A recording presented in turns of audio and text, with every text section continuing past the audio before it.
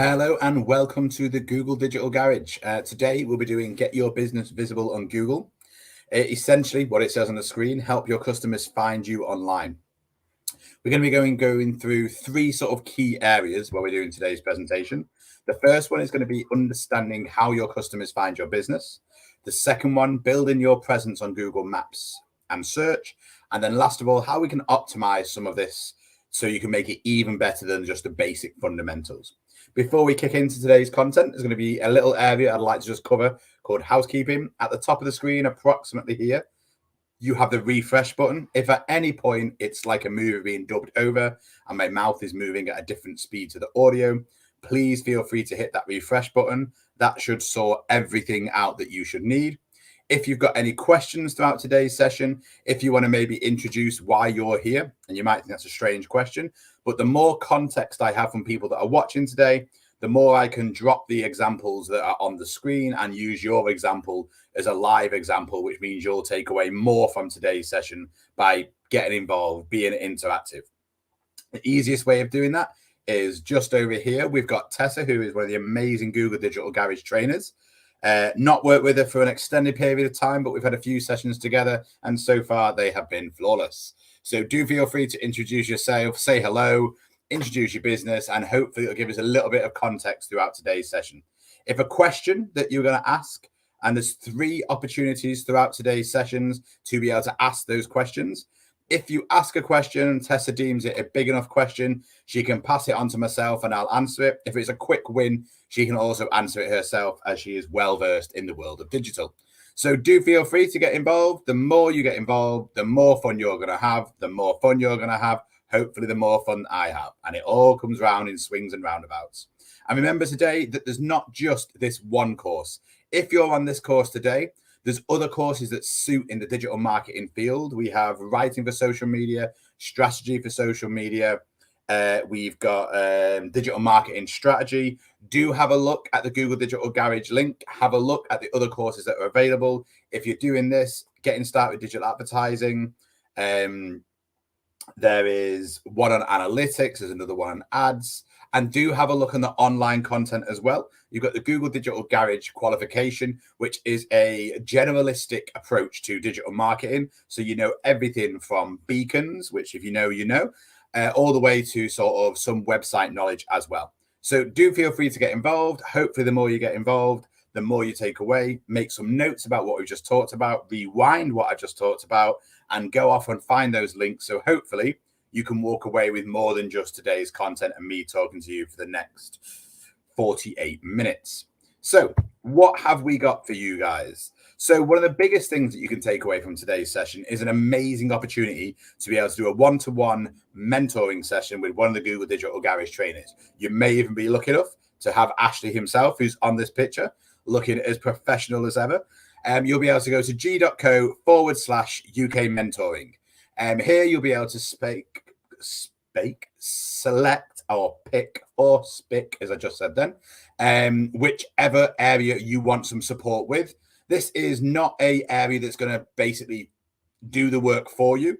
The idea of this is to support your business. So say, for example, at the back end of today, you've done Google My Business. Rather than going into this mentoring session, done nothing, please try and take heed of some of the content in the Google My Business and add as much content as you can so that if you were to select this for the mentoring, you've done all the basic fundamentals and hopefully take away a lot more than just, oh, I've just done that holding somebody's hand. And this would apply to anything from digital advertising to social media or just having a look over your website. So do spend the time to get as far as you can, or if you're going to book onto a session, do as much work as you can before that session. And as I say, these are totally free for UK businesses and UK charities.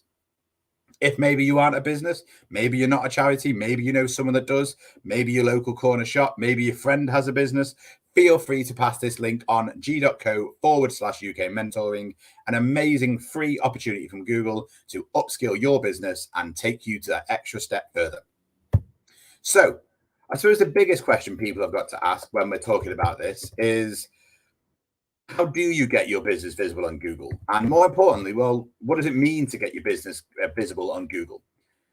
If you don't take heed of some of today's knowledge and some of today's sharing and some of today's lessons in life in the digital world. Essentially, 3 out of 4 online customers use search engines to find a business. So if you don't have anything of your online presence online, you are not going to fall into any of those 4 customers. If you haven't got an online social media, Google My Business, website, even some on Yelp just to say you exist, often they'll crawl the internet and bring these listings together for you on some of the sort of smaller websites. But the thing to bear in mind here is it's very easy for you to add yourself to some of these online profiles, Google My Business being one of them. 82% of smartphone users reportedly and routinely conduct local mobile searches. And some of you might be going, what is a local mobile search? Well, rather than thinking of the answer, I will just demonstrate what the answer is. So, how do customers find you? And if you don't already exist online, how do customers find a local pizza place?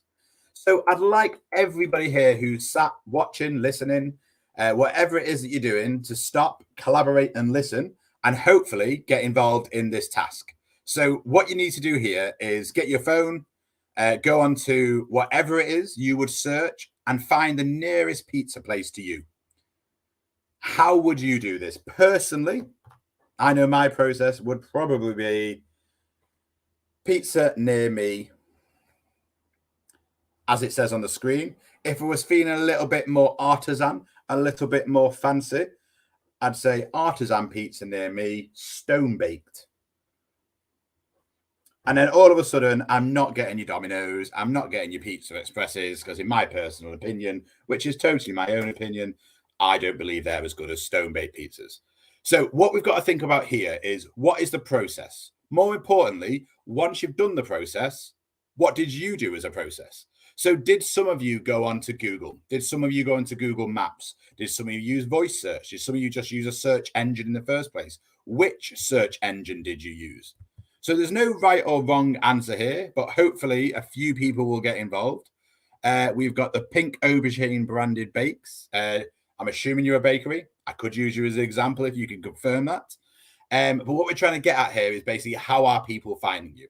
So in this particular situation, it's very feasible that you went to Google and you would have got what I've got, which is a few local takeaways, reviews, some feedback, the location, and some additional bits of information about that takeaway. We're going to come back to this a little bit more in a minute, but essentially what we're trying to get at here is if you are not on some of these ways of being searched, you are diminishing the chances of being found. So how do you search for products online? If, for example, maybe you're not a local takeaway, maybe you're an Etsy store, maybe you're a boutique. So 1 second. They use Google Maps and you do logo and corporate cupcakes and biscuits. Where you're based out of curiosity.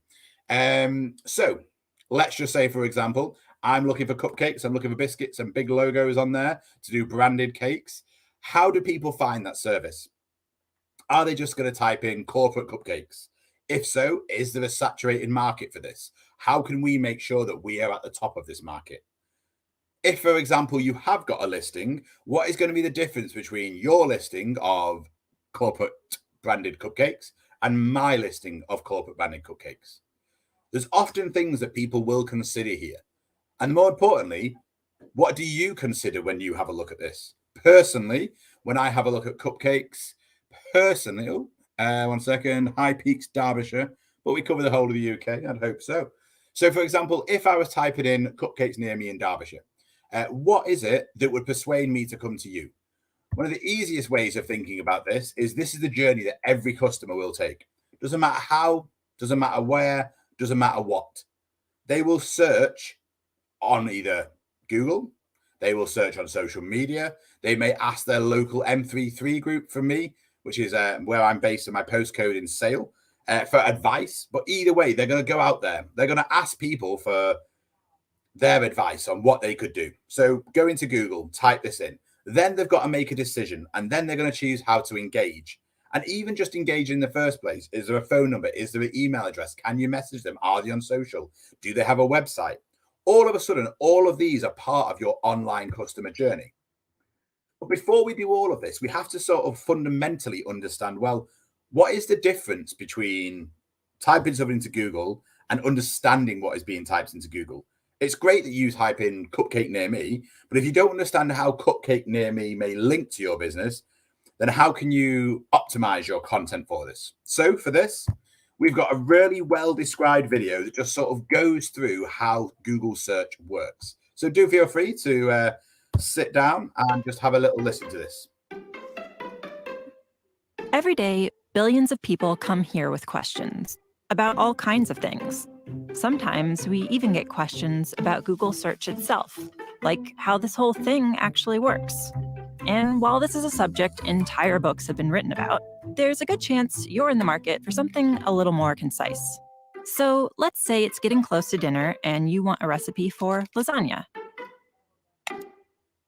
You've probably seen this before, but let's go a little deeper. Since the beginning, back when the homepage looked like this, Google has been continuously mapping the web, hundreds of billions of pages, to create something called an index. Think of it as the giant library we look through whenever you do a search for lasagna or anything else. Now, the word lasagna shows up a lot on the web. Pages about the history of lasagna, articles by scientists whose last name happened to be lasagna, stuff other people might be looking for. But if you're hungry, randomly clicking through millions of links is no fun. This is where Google's ranking algorithms come into play. First, they try to understand what you're looking for, so they can be helpful even if you don't know exactly the right words to use or if your spelling is a little off. Then they sift through millions of possible matches in the index and automatically assemble a page that tries to put the most relevant information up top for you to choose from. Okay, now we have some results. But how did the algorithms actually decide what made it onto the first page? There are hundreds of factors that go into ranking search results, so let's talk about a few of them. You may already know that pages containing the words you search for are more likely to end up at the top. No surprise there. But the location of those words, like in the page's title or in an image's caption, those are factors too. There's a lot more to ranking than just words. Back when Google got started, we looked at how pages link to each other to better understand what pages were about and how important and trustworthy they seemed. Today, linking is still an important factor.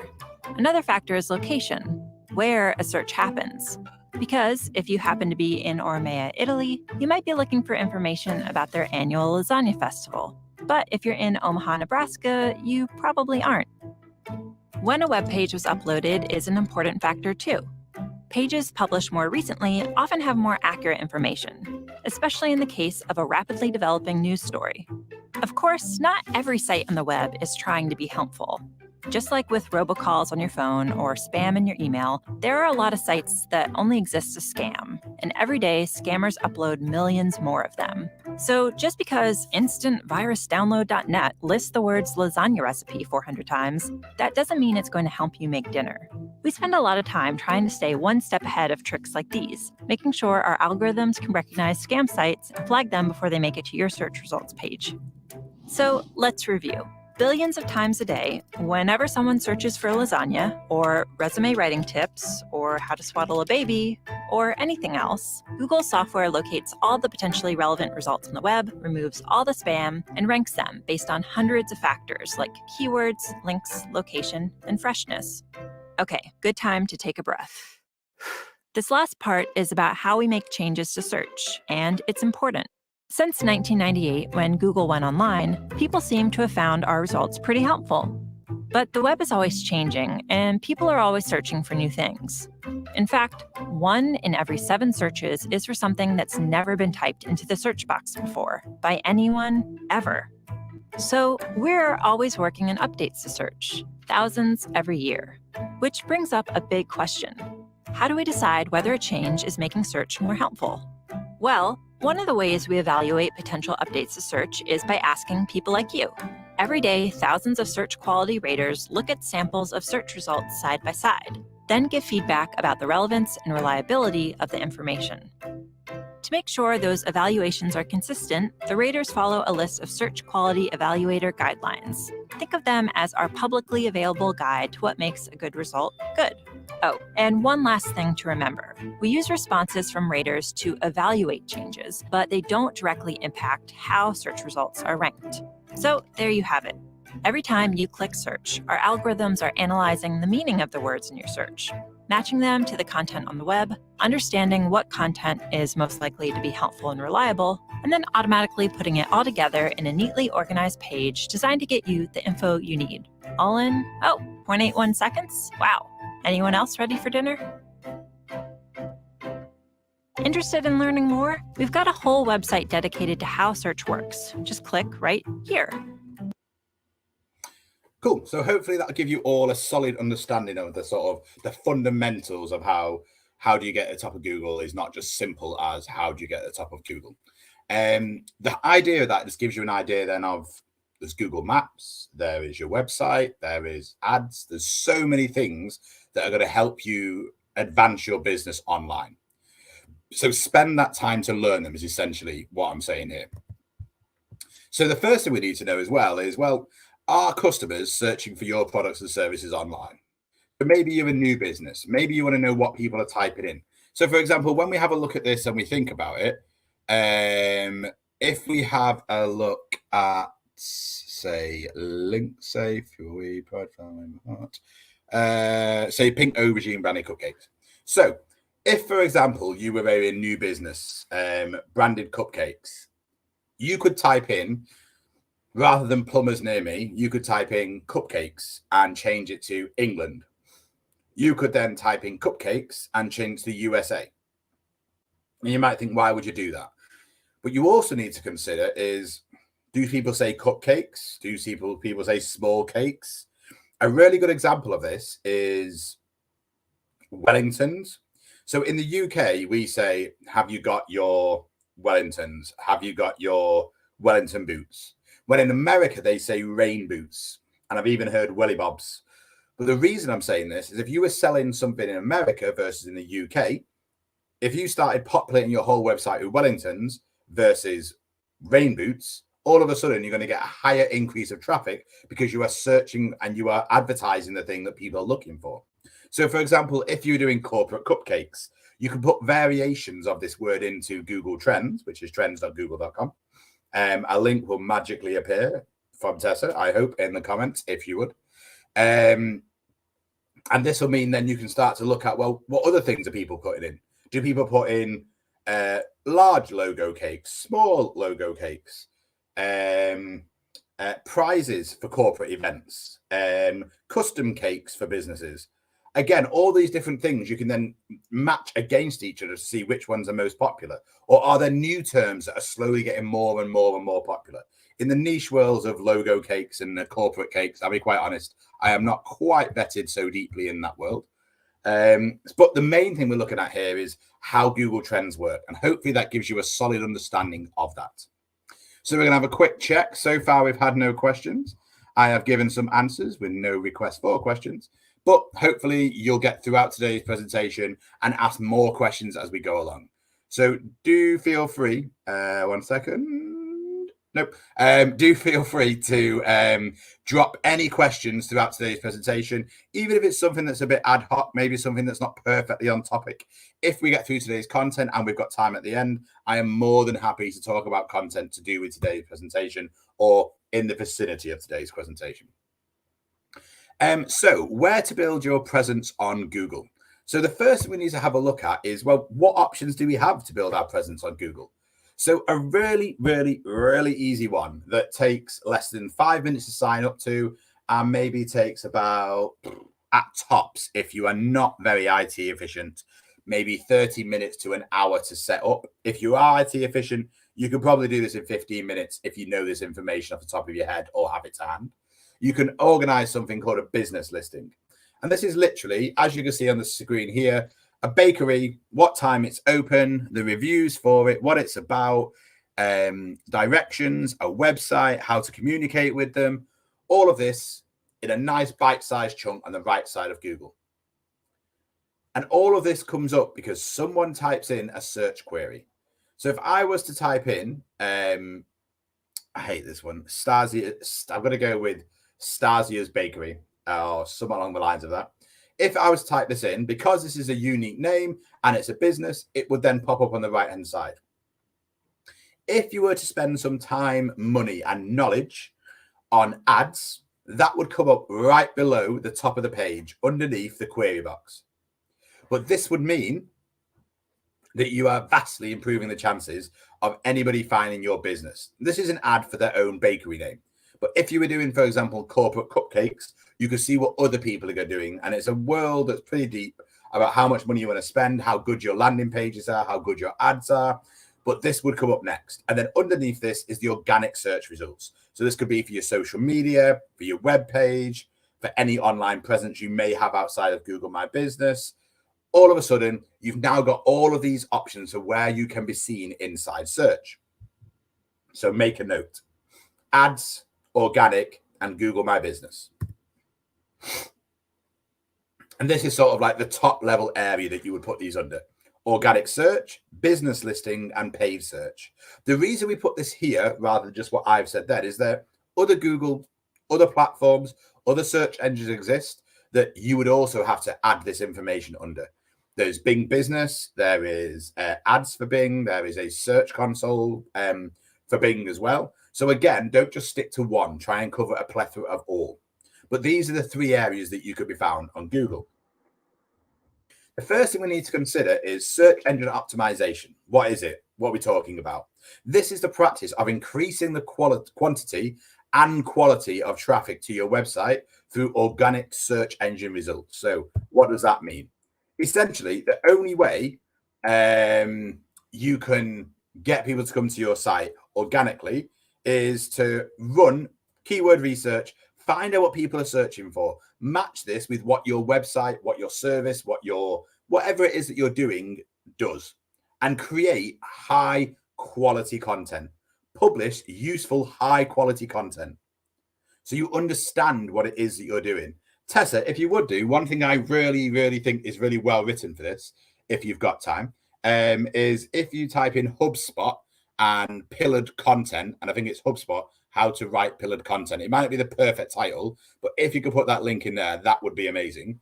And it's basically a really good article that sort of explains how you can write good quality content and why. And then once you've written this quality content, is publish this high quality content. And then once you've published it, and if you've linked Search Console, and if you've done the time to spend on search engine optimization, it will then look through these titles, look through the image names, look through the headers, look through everything that you've mentioned, from titles to subtitles, to the name of the picture, to the caption in the picture, and basically start to link this content up. Which means now if you've got the word cupcakes mentioned once on your website, it's very unlikely. If you've got the word corporate cupcakes in your title, if you've got it in your actual website URL, if you've made a URL with the word corporate cupcakes in it, and the images have got it, every time you do this, you're taking little steps to go up this digital mountain to improve this. And this is why publishing useful, high quality content gives a really good way of building upon this quite quickly. So how can we understand what end users are doing, what intent end users are doing? So if someone's just casually searching for trainers, if I know for a fact when I'm in the mood for trainers, doesn't always mean I'm going to buy right now. Sometimes I like myself a little deal. Sometimes I don't know what sort of trainers that I want, but I like to just open my mind first. Do I take the green pill? Do I take the red pill? Which rabbit hole do I want to go down? And the reason for this is because it's what's known as intent. So, for example, if I'm just typing in trainers, it's a bit of an open search term. And it's often, for example, Adidas will have this covered with ads all over the place. If I start to think about best running trainers for flat feet, I'm not just casually searching for this. I imagine the person searching for it has flat feet. They do running and they want the best option for trainers for this. So all of a sudden, you need to understand what it is that your users want. And this is why now people do best running trainers for flat feet, top 10, top 5. Or just that title, durable shoes for nurses. Again, you're starting to think, what are people going to type in? And now you start to create content breaking this down. What are the positives? What are the negatives? Maybe you give a score for comfort, for longevity, for style, for whatever. And you do a little bit of a conclusion at the end of each one and do top 10, counting down or counting up, whichever one suits. But all of a sudden, because you started to think of what the end user are going to do, you started to think about, they're not just typing in one or two words. They're going to type in something that is relevant to them, but more importantly, not just them. And the longer the tail keywords, which basically means the longer the sentence is, the longer the search query is, often the more intent lies within that query, which means now you can start to create brilliant content, high quality content based around this area, which means now you're increasing the likelihood of people coming to your site because of the intent behind it. So how can we discover how Google sees your site? Well, if you've got a site and you've not got Google Search Console, you are vastly diminishing the potential chances of somebody doing this. So if you have a website, or if you're building a website, or you're on the late stages of a website, when you finish your website, please, oh please, please, oh please, go to g.co/search console. This will be an amazing world that is merely Pandora's box right now for you, but will give you key information about your website. What will it give you about your website? The main thing that will give you is going to be the keywords people found for you, the queries people searched in. And if a lot of people do this, how many people did it? How many people clicked on it? It'll tell you the average click-through rate, which is the percentage of people that saw your results on Google versus the amount of people that clicked on those results.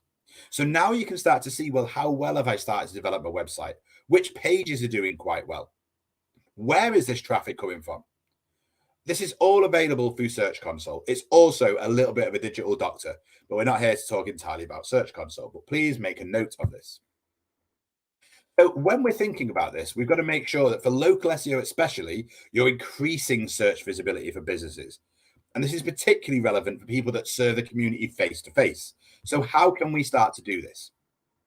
A really good way of doing this is considering something called Google My Business.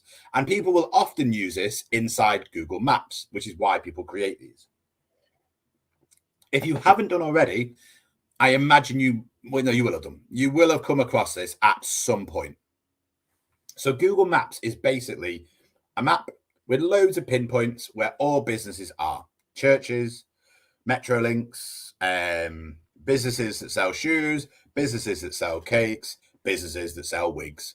Literally everything you can think of, there's usually a business that does this. But what we've got to consider is that if you make a Google My Business, you're not only available in Google Search, you're also available on Google Maps, which means when someone is typing in pizza near me, people are typing in consultant for WordPress. All of a sudden, these are all things that people are putting into their keywords on Google Maps, on Google My Business, not just their website, because they want to be seen, they want to be heard. All of a sudden, you've now got to think, well, how could I be heard? And to quote Papa Roach, I just want to be heard. But the reason for this is because you want people to be able to actually see your business, which means you need to spend time realizing what people are typing in and include this in the description, in the header if it actually works, in the title if it actually works.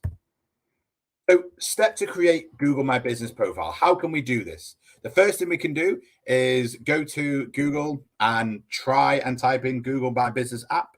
It won't work because the app has been sunsetted, unfortunately. So the best thing to do is go to Google and type in Google My Business, and then a little box will come up saying sign up. What's amazing about this now, rather than having a platform on your phone, a platform on the computer, they've now started to integrate this into the search engine itself. So you can basically add this information to the search engine, and when you're just browsing the internet, it knows that you own your information and lets you update it on the fly just inside Google. You'll be able to add or select your business. You'll be able to add the relevant information that you need. Spend time developing this information, considering those keywords that we were just talking about. You've got, I think it's like 1,200 characters, if not more, for the description. You've got a title.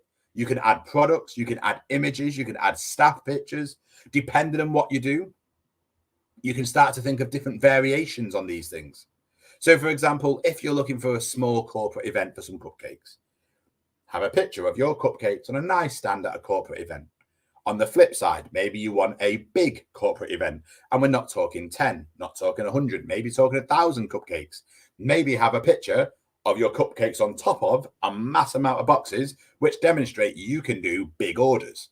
So all of a sudden, you've started to not just put a picture of a cupcake that looks nice. No one can taste through a computer screen. This is not Willy Wonka and the Chocolate Factory. So we have to start considering, well, how do we actually do this? So this means now you need to put as many potential opportunities on your Google My Business, demonstrating this is the sort of products that I can sell. This is the sort of volume that I can commit. They might not even have to go to your website, but they already know you can do a huge order for cupcakes. And then your reviews tell the story behind the picture. Oh, these cupcakes taste amazing. Not just strawberry filled, injected with jam. Some of them, they even have an option for alcoholic tequila cupcakes. They even have a shot glass in them, which is also biodegradable and falls apart. Amazing. All of a sudden, you've got to start thinking, well, what are you doing different to other people? So spend the time here thinking of the content, optimizing the content, writing it in the first sentence, what you do, writing it at the top in your description, making it clear as day. If you've got products, add products. If you're a takeaway, add the menu. Start to think how you can get more people to leave reviews. You've got option using the review short code. You could also get an NFC chip, genuinely takes 5 minutes, and use an app on your phone. And people can then tap on that and get reviews in your location. Add it to a business card and people can tap that and leave a review via that as well. There's no actual way or definitive way of doing this, but just start to think, how can you do something different to somebody else? But in the early stages of this, you're going to fill all this information in, and then you have to verify your listing. They'll send a postcard to your address, and then you will type in that number and it will verify it. If you're worried, I'm a consultant, I don't want people knowing my address, that's fine. Get verified, and then before you even do it and after, you can untick a box to say, do not display my location. And you can put your business within a postcode or an area. So don't worry, if privacy is key, it's also key to Google. So one of the amazing things is once you've got this active, you've got to start thinking, again, what do I do differently? Research your competitors. Type in corporate cupcakes in England, corporate cupcakes in Norfolk, corporate cupcakes wherever, and just look at their listings and start to go, well, that's quite good. They update quite regularly. They do this. They've got a few videos. They've got a few events, a few special offers. Start to think that you need to also show that you're an active business. So when someone's going, oh, should I choose this business? It's got good reviews. And every week it's doing some form of update with events they've been at corporate events, at big events, Google events, Microsoft events, big networking events, football events, showing that they're a big company just because they put a few updates and a few images. So add your photos as much as you can. Regular photos keeps it up to date. A great example that I do love to use around this is once when I was frequenting the Lake District, I was particularly in the mood for an afternoon tea, pre-kids at the time, had the inclination, and wanted an afternoon tea. It was Christmas. It was festive. The red scene was set everywhere. And I thought, I fancy a festive afternoon tea. Went onto Google, typed in festive afternoon tea, boom, straight away, less than 5 minutes away, Google My Business, a nice picture of a Christmas tree, a nice picture of an afternoon tea with Christmas cake on there, with sausages, pigs wrapped in blankets. I was over the moon. Instantly hit directions, rang them up, can we book? Yes, we can, booked. 2 years later, I was thinking, I fancy another afternoon tea, but now we're in the middle of summer. I didn't want a festive afternoon tea. So once again, typed in afternoon tea near me. And this time, the same hotel came up, probably because of the history we had with it. It got a bit of a balance of the algorithm, pushing it up a little bit. But this time, the same picture was there from the Christmas afternoon tea 2 years later, because clearly somebody had seen this as a priority and then knocked it to the standard bottom of the pile. So keep active is the word we're using here. That made me think, well, they cleared it up, they Google My Business. Maybe I'll spread my business and go somewhere elsewhere. Well, it's very feasible that if they had a nice summer theme, maybe a cocktail option, maybe something a bit fruity, I would have gone there. But the thing we have to consider here is staying active means you're up to date. Staying up to date means you change with the seasons. You change with things that are going on. Is it Christmas? Is it Eid? Is it Hanukkah? Is it whatever is relevant to that area? Is there ways you can optimize your content to suit your audience? So staying active is a way of doing this. If maybe you're doing corporate events and you want to make it a bit different, you could do a virtual tour. You could have a video walking around. You could take it to the next level and do some spheres and link them together and do a little video of that, or add it to your Google My Business. So if you've got a physical location, people can walk around your shop. The last thing to consider here as well about being active, it's not just being active forward facing, it's the admin behind the scenes. If someone writes you a review, good or bad, correctly respond. If it's got nothing to do with your business, just respond professionally. I'm pretty sure this has got nothing to do with our business. Sorry you think like this. Could you please remove this? It's no guarantee, but it's about numbers. If you get 1,000 5-star reviews and 1-star review, no one's going to care. But the main thing here is respond. Think about how they wrote that review. Don't just write, thanks for the review, thumbs up.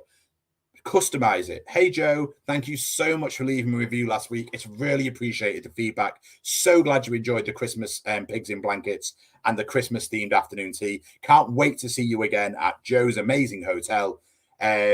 Hopefully, when you come in next time, you'll have a new surprise in this festive wonderland.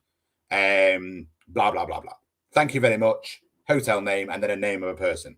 And you might think, well, why is that relevant? By customizing it, you're opening up a little bit of conversation. You're showing, A, you've read that review. The amount of reviews I see that just say, thanks for the review, smiley face, thumbs up. Brilliant. You've really spent that time to connect with that customer. You've really spent that effort just to be 10 seconds. And by all means, copy and paste the review and then tweak it. Thank you so much for insert here. We really appreciate your insert here. Copy a bit of their review, insert. But the main thing is you've spent the time to customize that. And it just means you're owning this, which means when somebody else gets it, they get a response, they get a thumbs up. Other people get a thumbs up. They've left a detailed review. Thank you for your detailed review. It's great to hear that your customer service, the price, and the food was beyond your expectation. Because they've spent the time, you spend the time. Fair play. If they've just done 5-star and said nothing else, thanks for your review, for your 5-star review. End of. But spend that time to show you're active because this is your place to shine. If you want to take it to another level, search engine marketing. This is using paid advertising to ensure that your product or service is more visible on search engines and results pages. So you will pay to appear at the top of Google. It's not as easy as what I've just said, but it is essentially very feasible. You can do this yourself. You can pay people to do it. But either way, spend time learning to do this. Do not just do it. It basically means when someone types in, say, corporate cupcakes, it means at the top could be your website. You could have some subcategories, maybe 1 to 100 cupcakes, 5 to 1,000, 100 to 500, 500 to 1,000 cupcakes. But each one might go to a different landing page where there's more relevant images, there's more relevant content, there's more relevant text, more relevant everything, which means then you increase the chances of not only someone typing in large corporate event, 1,000 cupcakes. It then comes up on the screen with the word 1,000 cupcakes. They click on it. It lands on a page with a big spread of cupcakes, with boxes of cupcakes saying, we can deal with orders in less than 48 hours. Obviously, if you can't, don't put that. In less than 48 hours with up to 1,000 cupcakes. And then you might put in small brackets or a star, additional fees will apply. But the main thing is it's then there. They can see the images that are relevant. But this ad now means that someone's typed in a keyword, your business has then come up because of it. The better you write your content, the cheaper the ad will be for you. But you have to spend some time learning about this to see, is this relevant for your business? Will you make the money? It's very simple to actually do. Being good at it, different thing altogether. So to do this, go to Google and type in literally Google Ads. I think it's ads.google.com. Again, sign up, sign in, whatever. Create yourself a campaign. Pick the keywords that are relevant to that campaign and don't spread yourself too thin. But please have a look at the Google courses for Google Ads. Again, Tess, if you could find that link, that would be amazing. I believe there's an intermediate and advanced in the skills workshop. And you can just go online and Google it yourselves as well on Udemy, on Google. Use your skills and hopefully you'll find it. Once you've typed in these keywords, now you've got to write compelling content. So, for example, if I put in flavoursome corporate cupcakes for large event, the last thing I want to see in response to that is okay cakes, some flavour, great images. Wow, you have really, really tried there to make me persuade to eat that cake. You want to be saying cupcakes, perfect for corporate events, big flavour in a variety of colours, a variety of flavours, vegan options, vegetarian options available, minimum order of X, Y, and Z, and maybe we can do big demand in a short time frame at a small additional cost. But all of a sudden, they've typed in big corporate event last minute. An ad comes up. It clicks on the page, shows last minute corporate events. We can do them. Big smiley face, big boxes. link to reviews on your website of other people that have left you Google My Business reviews saying, we came to them last minute. They were able to do us 200 cupcakes in less than 15 hours. Amazing. Saved our bacon. All of a sudden, use that to go, boom, the next client wants this. But start to think of the word compelling. The keywords should match the ad. The content on the pages should match the keywords. You take the journey. Hopefully you convert. So we're going to have a quick look now. Are there any questions? On Google Trends, if a keyword shows no traffic over a long period of time, like 90 days, does this mean we shouldn't use it or use it at all on the website, or use other keywords instead, as it's probably an obvious question? No, it's not to say you shouldn't use it. Some keywords, it's got to have so much of an impact to be able to come up. So it might either say none or low, or it could be that you might put a string that is too precise. So start to think of maybe smaller strings, maybe start to think of variations on those keywords. And it could be that you might find a variation that actually gets a hit on Google Trends. It has to have a decent amount of traffic to get a hit. So it might just be you might find a better keyword. Doesn't mean you shouldn't still include that other one, because sometimes it's niche. That's the problem. And you could also include synonyms. You could also include variations on those words, because sometimes people type that in, and also you get algorithmically rewarded. So do spend time researching on Google Trends so that you can start to see what is the greater impact for moving further forward. But don't worry too much if it's not on there. But I'm saying please spend the time researching it. If you've got a gut feeling, you're like, oh, I know it's going to be on there, but it's not, you've done something called proving it with data. Don't just use your gut feeling to go, I know everything about cakes. Brilliant. But Google will tell you if you know everything digitally about cakes. Google can't cook the cakes, but it can certainly tell you the data about cakes. So next we're going to have a look at is boosting your online presence. Boosting your presence on Google. So there's multiple ways we could do this. One of these is a very cheeky little tool. If you go to g.co/test my site, this is a very simple way of you just getting some solid, comprehensive feedback on your site. So you may never have done this before. And the amount of people who I've worked with over the years in the Google Digital Garage and elsewhere who have never done this is astonishing. So do you know of this site? No, now you do. Okay, share it with your friends and family who have got sites. You literally go onto the site, type in the name, and it will test your website on mobile. And you might think, well, what I do is look at a mobile. Well, as of about 6 years ago, possibly less, maybe 5, when the Google Digital Garage closed, we got some information from Google saying that mobile search is now more popular than desktop search. And now it has kept going in that way.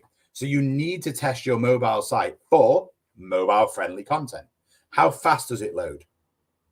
What improvements could you make? This will literally flick through your site, tell you the speed of loading, tell you what it's against competitors who are in similar area to you, and then also give you a breakdown of areas that you could improve. So it's sort of like your own little digital consultant. Worst case scenario, you go on the site and it goes, boom, 10 out of 10, loads in 1 second, best website I've ever seen. Well done, you get an ego boost. But on the contrary, it might be that it says it loads in 20 seconds on a phone, and you're wondering why your new singing or dancing site that you've just built yourself with an agency, with somebody else, doesn't get much traction. Brilliant on Windows, brilliant on Mac, but unless you're working in a very corporate sector, it's very important to get it also brilliant on mobile. So spend this time to have a look at this. It gives you top level insights, but then beautifully as well.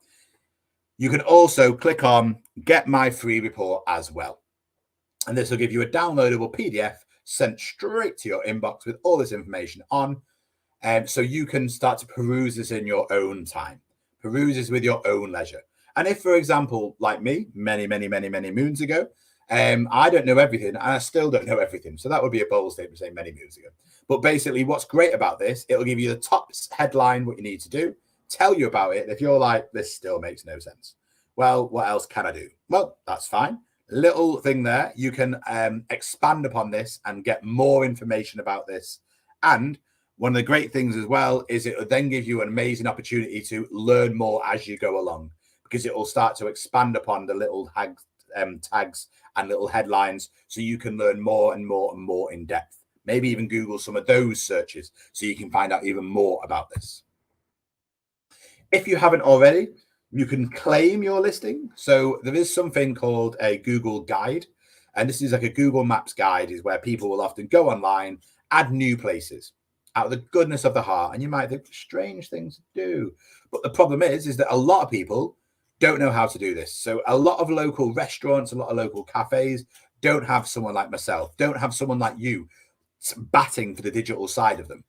So I will often see a new business that's open. I'll have a look at the menu. I'll have a look at the opening times. While I am perusing their menu and drinking their coffee or their fine wine, I will just give myself a few seconds, add them to Google, add the core information, and depending how I feel fit and depending on timing, I may then also go to the first at the front and say, if you go to Google, type in your business, hit claim, I've done the hard work for you. And sometimes they're very grateful. Other times they don't really know what it is, but often otherwise it will get updated. They then verify that business, proving it's them, and now they can control their listing and edit the details, update it if things change, update it if there's a bank holiday and they are using that bank holiday, add photos to add change, like I mentioned before about afternoon tea, respond to reviews. What's also quite good about this is it started to think about work-life balance, hierarchy in your business. So you can add managers with different permissions who can do different things. But this then means as well, you might worry, you're like, oh, I'm not too techie. What if someone takes over it? Add them as a manager. They can only edit content. They can't add more users. They can't add more people, which means you know that at the end of the day, even if you added them correctly, you can update the information, but they can't claim that listing. If you have a seller business, you can transfer ownership, very easily done. But the main thing is that you have a business listing. You can update the business listing. An amazing additional tool is maybe you want to take a cheeky little step down the digital route of a website. It's not very you being digital, but you're aware that these things are important. So what you can do here is a first step in this direction. By no means is this you have an all singing, all dancing website. But if you have the choice of no website on this side, website on this side, maybe it'll sway you to do this. So spend the time populating your Google My Business listing. Once you have done this, you can go to your Google My Business, scroll down, you will then come across the website button. That website button will then accumulate all of this data and make you a website, which would be, say, for example, joesit.business.site. So you've got a website with all this core information in. You can now add this to Google. You can now add this to your social media. Don't get me wrong, this is not the best website in the world, but it's a solid step in the right direction. One little step more, you could go to sites.google.com, and Sites has got a free website builder for Google. This could be I'm just making a website. I don't know much about it, but I want to learn how to do something. This could be your next step in that direction, and it's totally free. Then you go, well, that went quite well. I might now look into making a WordPress website. I might make a Squarespace website. I might make a Weebly website, whatever. But when you're doing this, you've taken these baby steps. And this is what the Google Digital Garage is about. It's about going, I am going to own my future. I'm not going to aim for the stars. I'm going to shoot for the galaxy. It's about going above and beyond what most people would normally do, because you're currently here watching me waffle on about Google My Business, because you want to take that step. So if you haven't already, I'm giving you options you can do to do this. A really good platform is SiteGrounds to host your business, quite cheap as well, about $2.99 a month for the first year. But what's great about it is they also have great support, great online knowledge, and it's a personal preference of mine that I use. What's great about your Google My Business listing, as you can see here, you can update your hours, you can close things at a click of a button, adding pictures of the exterior, interior, but most importantly, consider the exterior so people can find you. People can see where you are. Use posts to update customers directly with special offers, with things going on, showing that you're active. One of the great things about this is, like anything else, the more time you spend on something, often the more time you get back.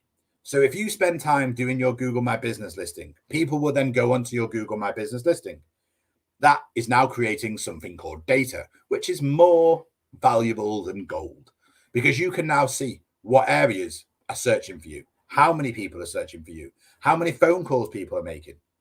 And you might think, well, how is this stuff relevant? Well, if you've got a phone call and you've got loads of phone calls, say 200 phone calls over 5 days. You open during the week. And you always go on site on a Wednesday, but your most popular day is a Wednesday. But every time your inbox is rammed full because people are leaving you messages. You now know on a Wednesday, that's the day that's most popular. Could you hire someone to answer the phones on that day? Could you forward it to your phone on that day? Could you forward it to your partner's phone, your business partner, your lackey who you've ordered, your apprentice who's starting? You want to get them good at business management and customer service. But all of a sudden, all these digital marketing insights for free from your Google My Business can now help build your knowledge around your business using digital tools. So spend that time building your Google My Business profile, expanding your knowledge around your Google My Business, your website, what SEO is, what paid ads is, what paid ads are. But all of a sudden, this now means that you had something you did not have before, or you've now expanded on this. You've got greater knowledge. You've now got more traction. You've got more people coming to you. So do spend this time looking into this. We have got some time for some questions. There are a few people who have been involved today more than others. Before we get to there, I'm more than happy just to sort of reiterate what we could do outside of this. So do go to g.co/UK mentoring. Here, you'll be able to get yourself a one-to-one and help you develop your business. From my point of view, thank you for getting involved. I'll let anybody else ask any questions, but one of the things I would definitely say is some little cheeky wins here when it comes to, say, Google My Business. So one of them is when you're writing emails to your clients, maybe when you're writing reviews, if you're using automation tools like Zapier, or you're using tools that have ways of sending receipts, or you have follow-up emails. And if you don't do follow-up emails, please start doing this. It could be that you get more reviews, you get more people coming to your Google My Business listing. The more people that come to your listing, the more people go to your website, the more orders you get. It's a very circular motion. So one of the ways you can vastly improve this is on your signature, for example, or maybe just in your email. Could you please leave me a review for your business? It'd be really appreciated. That works quite well. But once you know you've had a good client, you know they've sent you an email saying, I really appreciate the work you did to get those cupcake tours there as quickly as you could. I just wanted to email you after the event to say thank you. Okay, brilliant. What can you do with that information? Now you email back. Joe, thank you so much for spending your time to write that email. I'm so glad we fixed your problem as quickly as we could. Hopefully, when you've got a bit of downtime later, would you mind leaving us a review? Could you please mention, and this is one of the things that a lot of people don't do. Could you please mention the product that you got? Could you please mention the service that you received? And could you please mention what you thought about that service? And maybe even the area that you got that service. And you might think, why are these relevant? But people type in cupcakes in London, corporate cupcakes in Sheffield, Norfolk, whatever.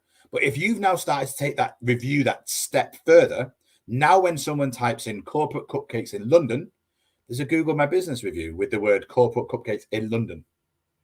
And then it starts to say, your corporate cupcakes were amazing. You helped us out of a pickle. You saved our bacon. And we had corporate cupcakes at an event when we found out that the other supplier we had, no names mentioned because we're professional, couldn't deliver these because they had a problem in the fridge. All of a sudden, you've now got keywords around what your business has done, the location they've done it in, what you thought about the service, and hopefully that will now persuade other people. So it's not cheating when people go, oh, you can't ask people to write reviews, but you can ask them what to write in that review. Take a print screen and maybe put it in there when they ask the question, or say, this is an example review, and just leave it with them. So they can see that hopefully the more words they write, the more context it gives. The more context it gives, the better the keywords for you. So spend that time doing that. Additional to this, make this process as easy as possible. In an email, you can literally just copy and paste a link. Don't put the link there like it's actual text. Write me a review here. Get a picture of a Google review from Google, like the picture, Google My Business. And if you type in Google review, there's a nice picture of Google that Google own as well. Paste that into your email. Add that as a button so people can click on it. It now goes straight to your Google review page. It doesn't go to your Google My Business page, which means you're going to accelerate the speed at which people can leave you reviews, which means you reduce the friction. If I said to you, really appreciate you coming by my stand today, sir, and trying my cakes. Really glad you enjoyed it. Could you leave me a review? Of course I can. I'd love to leave you a review. How do I do that? Oh, if you go to Google and type in Joe's Cupcakes, which one is it? Oh, it's the fourth one down. And then what do we do? Oh, you got to go to flick down and then write me a review.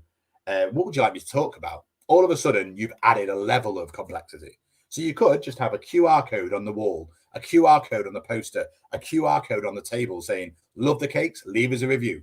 They scan the QR code, boom, straight to the review. If you still can't do that, maybe they're not that technical, go to bit.ly, bit.ly. There you could have a URL. It could be bit.ly/Joe's Cakes Review. You type that into Google. How could I do that? Just type in bit.ly/Joe's Cakes Review. It now goes straight to your review section. Boom, easily done. Take it a step further. You've got NFC. I recently did this for a business. Cost me about 20p per NFC tag. Went onto my phone, wrote the NFCs using their Google My Business URL. And it literally meant that you could tap on that little NFC tag like you would to pay. Most phones have this now. Went straight to that section of their website. Went straight to that section of Google My Business. NFC tools is what you need to do that. Totally free, easy to do. Now you've got tell them how to get there, QR code how to get there, email to get there, and NFC to get there. All of these are what? Getting people to leave you reviews. More reviews, more people. We do have a question. 1 second. Love the page speed insight, but it's shown I have a lot of work to do. Are there any other courses that may help me talk through making these fixes? There's not courses that Google do around this. There's social media courses. We do analytics. We do an ads course. But if you're doing those insights, just take the time to do them. Literally read what it means. If you've made your own website, if it's on WordPress, if it's about page speed, it tells you can get something like a CDN. You can get a free one like Cloudflare. You can pay for it. The only thing to consider is that not all of these are gospel. So like if you're spending £20 a month on a best CDN possible, which is a content delivery network, it basically means that, yes, your website's faster, but does it deliver £20 of sales? Knock off all the easy ones. If you want to take it to the next level and maybe you want to see what individually is loading slow, you can go on something called, I believe it's GTmetrix. Let me just double check. Sponsored. I think it must be because there's so many sponsored ads trying to get the traffic. Yep, GTmetrix. GT Gecko Tango Mike Echo Tango Romeo Indigo X-ray.com. If you could also put a link to that, that'd be much appreciated, Tessa. I know I'm throwing you a few sort of curveballs today. So GTmetrix. What that does is it will scan your website and also give you additional details. So Google's great for your top level content. You've just been made aware of something you never knew about. Then GTmetrix goes deeper, goes bigger. And then that'll start to show you you've got a slow loading speed, but what can you do about this? Well, here's the files that are creating this slow loading speed. Now you can condense these files, save them smaller. So for example, if you've got an image you've taken on a smartphone and it's of an image like this. If a smartphone is this big, does that file need to be that big? You could have a mobile friendly version that is actually that big. But now it loads on a phone quicker. You get a better score. You get a better reaction. You get better people engaging with your content because it loads like this. So spend that time to learn about this. There's no courses per se. Just Google is your best friend when it comes to this. For follow-up email, do we need to set a GDPR policy? For follow-up emails, do we need to set you should always have a GDPR policy on your website. Like, let's not beat about the bush here. On a follow-up email, you should have one on your website anyway. I don't think you need to send one or link to it. I just think you should have one on your website. Your website should have a cookies thing saying, we have cookies on the website that optimize our website. Please click here to find out more, agree or disagree. If you don't know how to do it, Google it. If you still don't know how to do it after Google it some more. A little answer you can have. There's plugins that do it. If you've got website builders, you can do it. Just go to YouTube. How do I add a cookie policy and privacy policy to my website? You can pay for them. There's templates. There's no answers. There's just ways of doing things differently. But have a look at that. It'd be a really good way of you just sort of optimizing your website. Hopefully from today's session, we've thrown you a lot. I opened up the field, openly took some questions there. Hopefully you've enjoyed it today. Any questions? You're going to have to come back and watch some more presentations as we no longer have time. Outside of that, thank you so much for getting involved. Thank you for asking questions. Tessa, as usual, thank you very much for answering them. Everybody have a good day, and we'll see you again at the Google Digital Garage another time. Thank you and goodbye.